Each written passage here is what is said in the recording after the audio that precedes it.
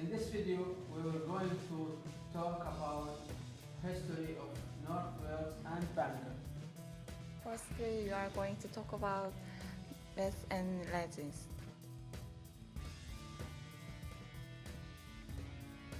The flag incorporates the red dragon of Cadwallader, king of greenness, along with the Tudor colors of green and white. The red dragon was then included as a supporter of the Tudor royal arms to signify their Welsh descent.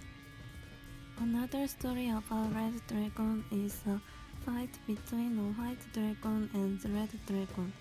This story was adapted into a prophecy made by the Wizard Merlin. According to the prophecy, the white dragon, representing the Saxons, would at first dominate, but eventually the red dragon, symbolizing the Britons, would be victorious. Arthur is the legendary British leader who led the defense of Britain against the Saxons and others in the late 5th and early 6th centuries. Arthur is a centrally figure in the legends making up the history of Britain. Arthur is also associated with Mount Snowdon, where he reputedly killed the mountain's most famous resident. King Arthur is famous for pulling up Excalibur. This story was also made into a movie. The myth and legend are not the only history. They are also historical places such as Birmingham.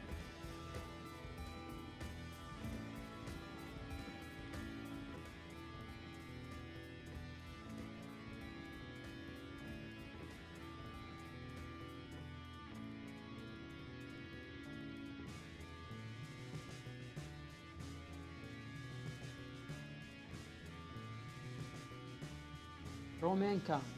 People in Bangor call this place Roman camp. Actually, this isn't right. The site has good views of both the land and the sea, and it was thought that the Roman camped here when they were trying to invade Anglesey. But now archaeologists have said that the site was probably a much later than Norman forefront. Carnarvon Castle. The first fortifications at Carnarvon were built by the Romans. Their fort, which named Saguntium, is on the outskirts of the modern town. Chirk Castle. The castle was built in 13th century by Roger Mortimer the Chirk, 1st Earl of March, as part of the King Edward I's chain of fortresses across the north of Wales. The castle was used as a special stage in 2030 Wales Rally. Colnway Castle. The Colnway Castle was built by Edward I during his conquest of Wales in 13th century. UNESCO considers to be one of the finest examples of late 13th century and early 14th century military architecture in Europe. Harlech Castle. The Harlech Castle was built by Edward I during his invasion of Wales between 13th century. Over the next few centuries, the castle played an important part in the wars. Penrhyn Castle. The castle was originally a medieval fortified manor house founded by Ednifed Fichan. Bangor Beer. Bangor Beer is the second largest beer in Wales. It was designed by J.J. Willister of Westminster, London. The Menai Suspension Bridge. The bridge was designed by Thomas Telford and complete in 19th century. Bangor Clock Tower. The clock tower was built in 19th century. It presented to Bangor by the mayor, Thomas Levis G.B. Garthin. The clock tower is located near the cathedral. Bangor Cathedral is an ancient place of Anglican worship situated in Bangor, northwest Wales. The site of present building has been in use as a place of Christian worship since the 6th century. Founded in 525 on land given by the King of Gwynedd. More than 70 years before Canterbury, the cathedral is the only institution in Bangor that has persisted through the changing scene of national and local life.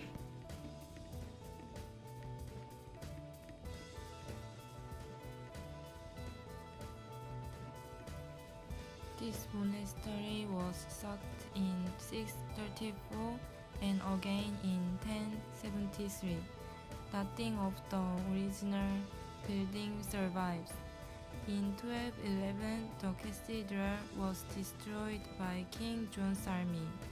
This building, as seen today, is the result of extensive work in 1868.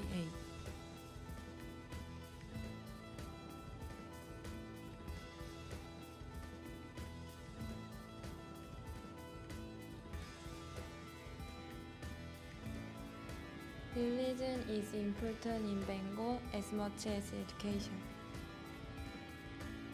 What do you think about Bangor University? I think it's good, yeah. It's the best. There's so much support for students, I think. Thank you very much. Yeah, that's fine. I really love it. I know it's a small city and a lot of people say, but you don't get a crazy experience in really but I love that it's small and you've got all your friends in one place. And Wales is such a beautiful place as well. Bangor University is one of the biggest university in Wales.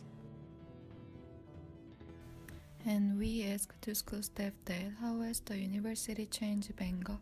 It gives the city employment. Right. So lots of people work at the university, not just lecturers, but other people in the offices, office staff, people who clean the university, drivers, security guards, and they live in this area. I should think the population has doubled. And there's more to do here as a result of the university. It's more international.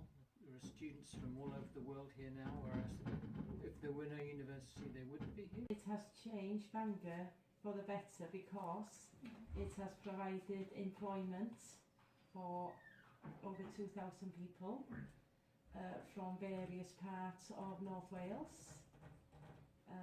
It's been good for businesses, for our shops, our economy, and it's good for Bangor as a whole. The main way that it's changed Bangor is it's changed the population. So obviously during term time the majority of the population are students, which has made more of a young and vibrant